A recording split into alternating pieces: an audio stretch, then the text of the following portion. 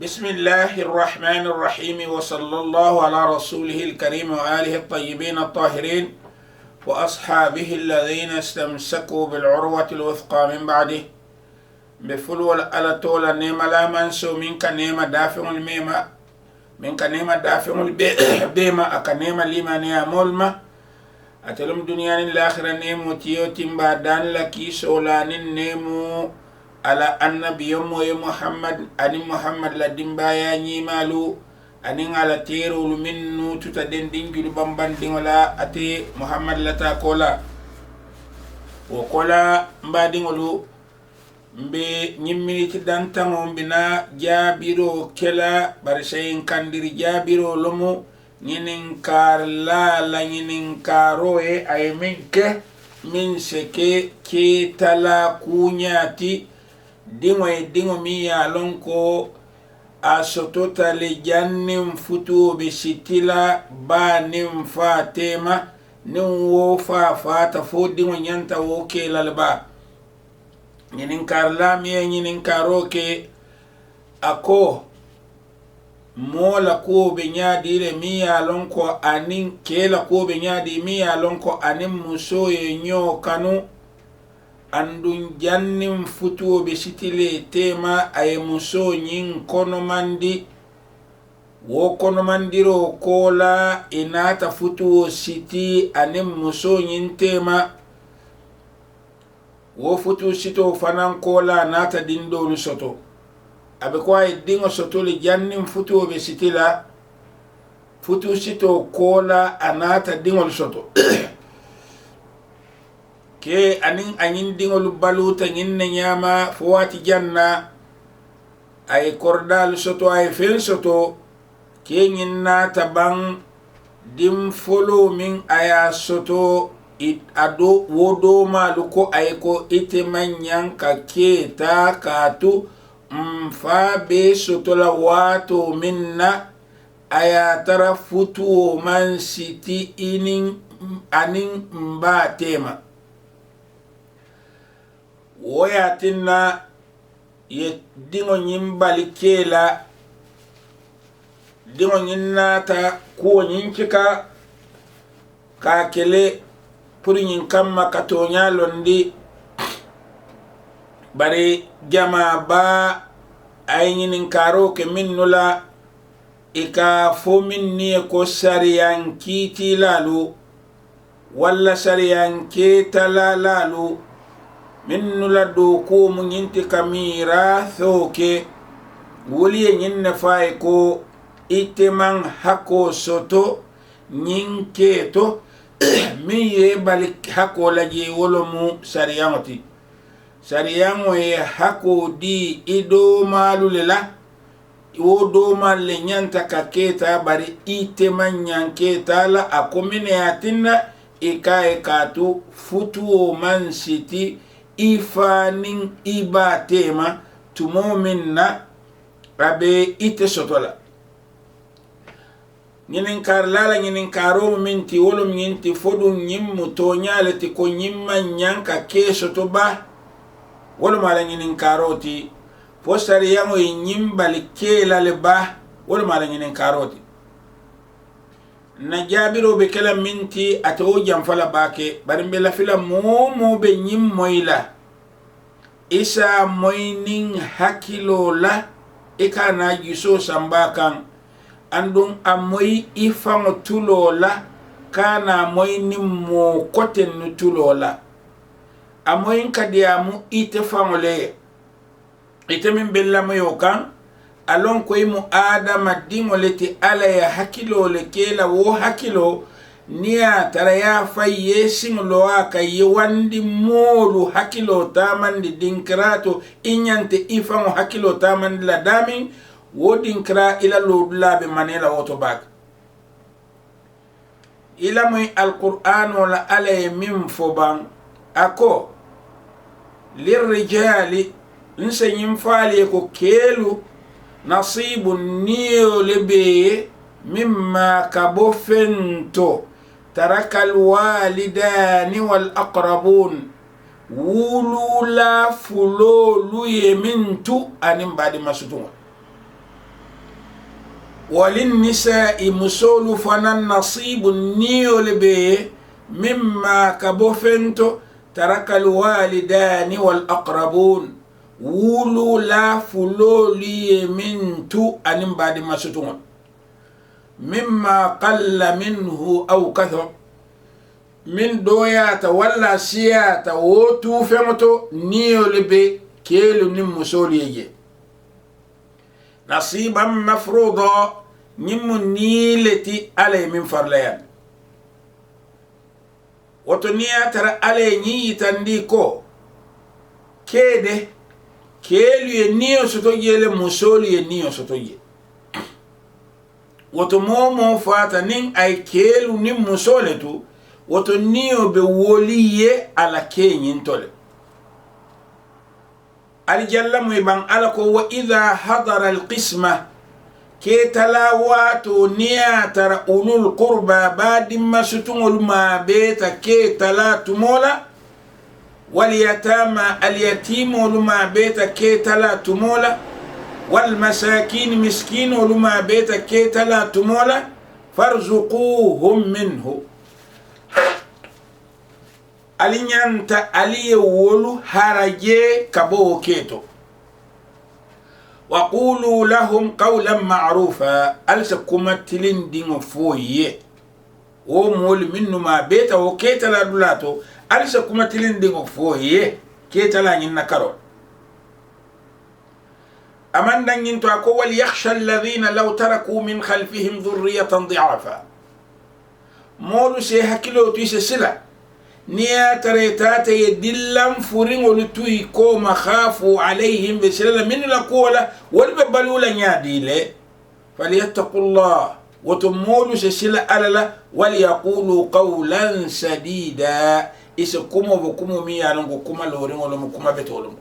كم ميالون كو كان تري كيرو كان تري إن الذين يأكلون أموال اليتامى اليتيم لنا فلو مول منك ودم ظلما تونيرو كملا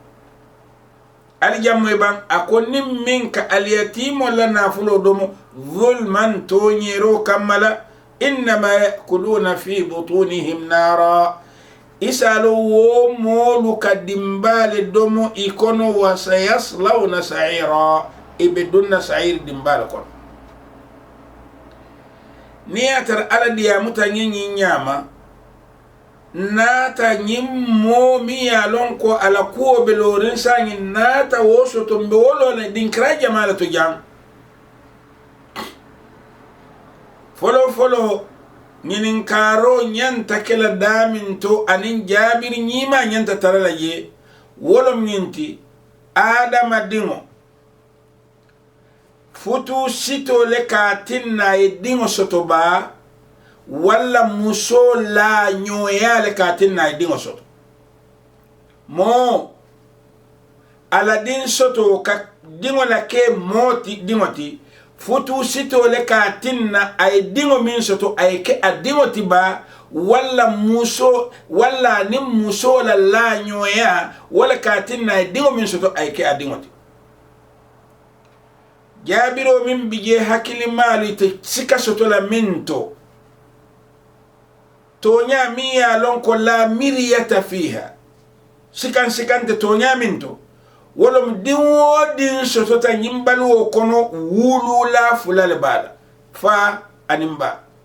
din asolota nyimbalu kono wulu la fulale bala fa animba misilmeya be sangi wuli kilin nim fembi niya tara misilmeya sonta nyinna ko din wodin fa animba wala bala wala koto nyinti ko soto din wo soto din asoto ta ke ni musola la nyoyale atina atondi din o yin soto ta ni atara muso nin ke maila dunia se mini nyanya wulu din o taral no wo fulolu tema madama muso nin ke maila dunia se kenya wonya womo fulolu te wulu dingo soto no memi dingolte nim futu sidita moni motema inene mela muso nata dingo soto wo dingo mu o muso dingo leti bari futu o silita ni minte ma wonte afati katu inene mela futu sito buka dingo si mola futu sito buka dingo ke ding tondi ding sa din lori ngoti dingo mi ya lonko fa mala nyoya dingo kake fa dingo ti tumo la tumo mi ya lonko anin muso yela wato madama dingo la sembo fala akake nin tumo mi la nyoya sodota woto nyindin krato ni atara sariyango be kitila mbe minnu kay ka fo mi sariyango minnu ka foko sariyango me walla de ni atara be kitila ngamira sariyango nyanta kitila tilingol anin to nyaka andunga min taram bulu kitabu dunke kitabu lukono anin lonna la ko dolu tamandi nyato non olom nyenti ningeno nata wala muso anin ke yela folo ka sabati ndiko nyinni nyi yela le imma seda nani lo akunto wala ke famu jato e seda ya aina fenke barwe kem alfutu musoti aina kalo sendi wo seda nano noto kwale ya itandi alqur'ano kono nyami wotu mola sina sabati noko dingo mimbe sotola wodin krato amanke ke famo jato dingo ti madama sabati ndile ko anamela amala nyoya barniya tara ke nata ako wala niya tara muso nata shariyamu nya tilingola akonte de nin karle jeno ke muso sonda ko atele jeno ke anin kare woto muso e i'tirafo kele ko ay jeno leke muso e i'tirafo wolum asonta ko ay jeno leke silan woto sariya wala do ko mu minati nyindin krato ibe kenyin kumandilale nyim muso ko itele ya la nyoya ninke ko ha ay i'tirafo ka ko to nyalom ntele ngaki kono sodota wodin krato kono man soto wodin krato sharia wo nyanta tamala tilin wala nyimmo fulolu tem madama i'tiraf wala isontal woto niatara sharia mo kason mola dala dia mola ko atele nyinki nin sharia kason wala muso yana ko ntede nin kariye jeno leke ye kari ngininka awofanan ko ha ay min fotonyalam woto wodin krato sayango mansula fen kote na madama dalilo bankete nyun mo fulo i'tirafo ke ibe sambala kitiyo nyatilo walale ye akuo kiskisi ya gibe nin tonyalomu sariyango silo min tam anyanta silo min tamandila wodin krato asataman nimbe sirin sariyango be kerin hanibi muso yena kono bala andu wo muso min kono bala mala futu siti kalamta malon ka ni mole ne be futuri futu sita ni mintema nkai komba mini e kono kela dum ako ke kari wole yen kono mandi ate kono ya sabati ndile ko tonya ay ya la nyoyale bari mi ya la nyoya malon kono mimbala dingolo mo dingo nyin ate dingolo bari jamanam dingo nyin fati ngani ninka jamale kono kela ako ke kari wole kono ken yo ke kumandina nyim muso ko itele ya kono mandi ke ko ha ay min fo to nyalo mu ntele nga kono mandi silan dingo mimbe nyim muso kono jamale dingo mu dingo mimbe wo muso kono jamale dingo mu futu sito le dingo nyanta kala dingo tiba wala la nyoya wala nyanta dingo sila mola nyinke nyim muso la nyoya le ayala nyoya muso ya nyininka jamale ye kono manda ko ke karle kono man ye ke nyininka itele ya kono manda ko ha woto ko banta nyindin krato kono mandiro ketale jannim futu be sitila sharia mo sila woto anyenta kitila nyaadi le nyindin krato kitiyo be kala dindingo le kam mimbe muso kono ba walla kitiyo nyanta lala ba nim faleka kitiyo nyanta kala nyaadi dingo mimbe muso kono sharia nyanta wala mala ba walla wulula fulolu minni dingo nyisotondi sharia nyanta lala walla kamba alinga ko hakil maya alam hakil maya ba dindingo mimbe muso kono ama fango keje andu mimbi na sharia mo fango kitila ate fango jato ma fango ke abama kono awulula ke wale ake abama kono abe kala je wato minna hake man tarabul sembe man tarabul fere man tarabulu aketa wala nyama ko mobe kana nyami aketa abama kono wala nyama nyindindi o fanam be wala nyama silan sharia mo niya taratonya akawale tamandi andu amanke sharia mo timiya lon ko jabban ajote yatale anyanta buso lala jamalaka sa kamba fo sa no anyanta jamale mala ngindin krato dindi mo anyanta wala busala ba dindi o miya lon ko bari abe seniyare na man ku jawke anyanta wala mala ba fa anyanta wulula fulol le mal alin kitiyo jibal fonfe niya tara sharia mo miya lon ko wala ka kiti molu tema atele ka futuo siti molu tema atele ka ketala molu tema niya tara wo sharia mo yesila soto akaminta mandi molu ka minnu ye jeno ke muni atinna sharia mo wodin krato tumo min nabba sonda ko karle en kono mandi angin ka ko hantele nga kono man sharia mo mantama je muni atinna sharia mo mantama wulula fulolu kan lum folo min abanke da ko e kono mandilo ay kono mandilo leke ba sharia mo mantama kan fa sharia mo mantama kan sharia mo musariyan jote yari ngol tiba fa fatiya telefo sharia tilindi ngolo niya tara sharia tilindi ngolo anda man jote ya woto min nuye kuriya ka abe busola la walla kan bari min man kuriya ka ta busala la woka odin dingo mi ya lon ko wuluta afanin abba walle ku jawo ke ba fa ta dindingo fa walle ku jawo ke alquran ko nyadi wala taziru waziratu wizra ukhra dun kulinti ta dun kala nyon koten na dunola la tajzi nafsun an nafsin nita ni jola no ata nafala no fenna dingo man ku ke min jawyata dingo man lolo lato mi ya lon ko sharia mo nyanta ate busala wola ala soto nyato sharia nyanta min busala anyanta min mana wala mu wulula fulol sila ninga farle ndiko nyim dingo nyim a wulula fulol sharia ntiyo nyaba lale kene bato anyabe lale kene bato imam ku foy ya bulaje hanfo birin dingo nyi wuluta almamul nata wala futu sitila nata kay ko silan den se futu siti no ni nginte male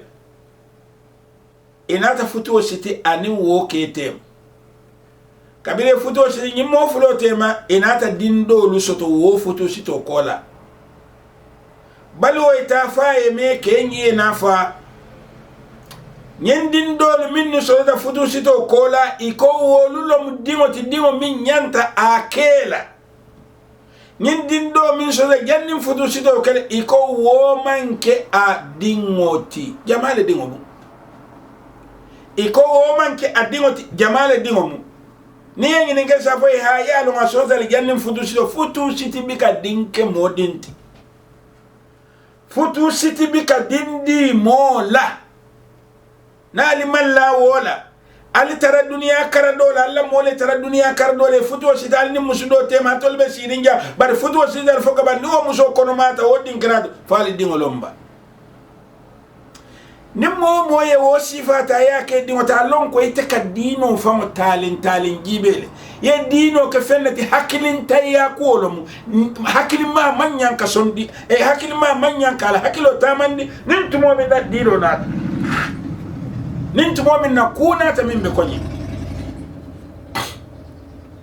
dindi woni niya tara misalin fe sariyan tiyol min niya balikela niya tara yela sariyan tamandi itol fa niya nyininka nim moye jeno ke kamine ke ala isa foye ko nin anene man futu wato min na be jeno kala iba busala li busa keme nin anene futu ta dum itol kamin foye be wala iba fara ko ika kur labun abe ko sila niya tara banin fa busa ta busa keme walla kur labunta ni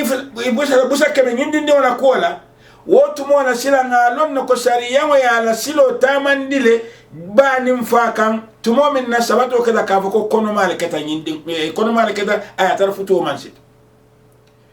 barniya tar sariyango ya la silo tamandi hani bi nin anyante falale ayefa ay kurlabun ala fonye bam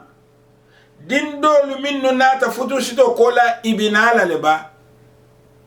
etinala woto madama niya tara sariyan kiti la sariyan kiti obelorin yinne kan kamo kurlabun walla kamo busa abelorin wala kan kurlabun nyanta kala damin to nin amanke ye abeko min man kurlabun a kurlabun din olomu kiti ola karola abetamo kan simoka abeko furelo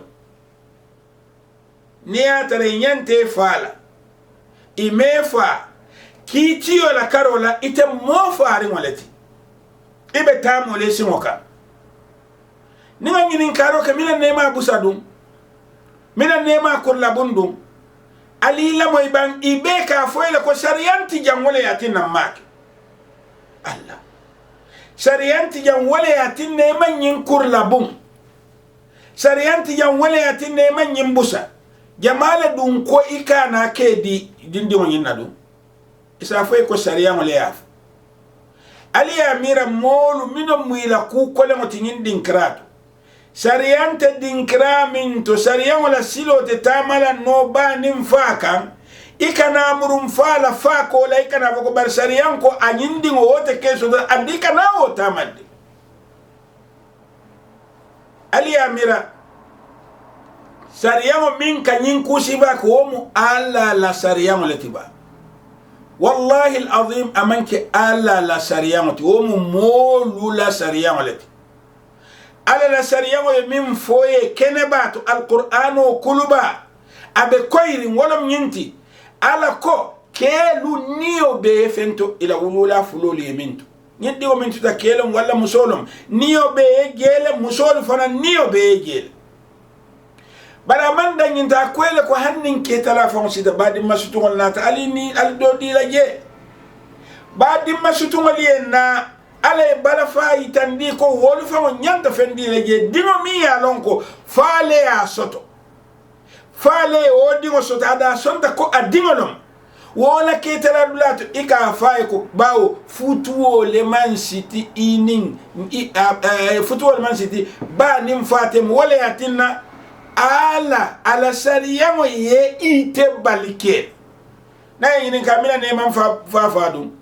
ala la sariyango man tariya wala na makeno ala la sariyango min ka molu fa ni atara wobije akoye mo fa imafa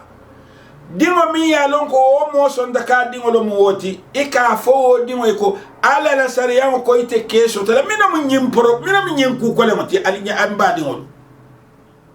madama kitio man tamano birim folo kan mune atinne se mira ka kitio tamandi ndonka andika kitio min tamandi ka nyimbali kela yi ala la silo le wali bawo ala kole ko yusikumullahu fi auladikum ala be wosio dila la ali dingo luto jamala dingo munyinti ya fanyi ni ka kontele dingo mu ya bangi ninga ko nyinne en kono man jamala dingo mo woti dum woto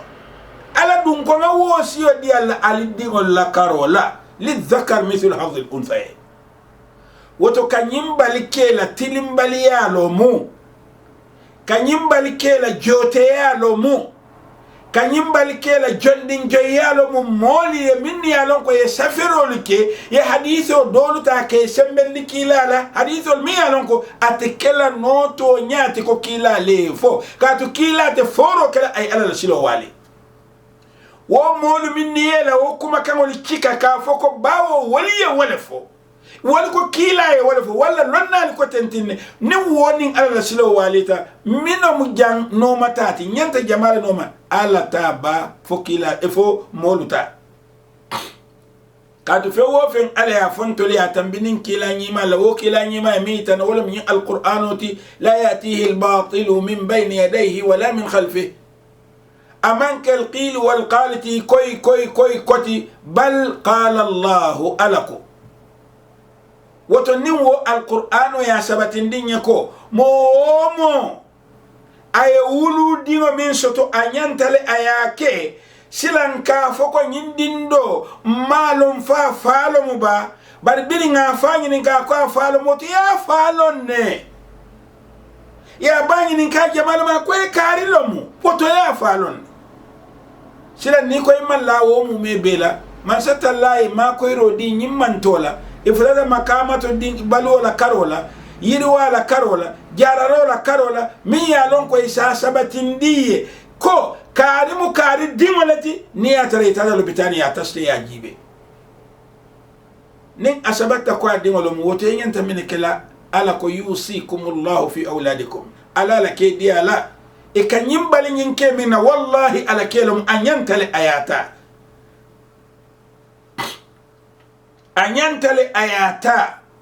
kila sallallahu alayhi wa alihi al hadithu dobiye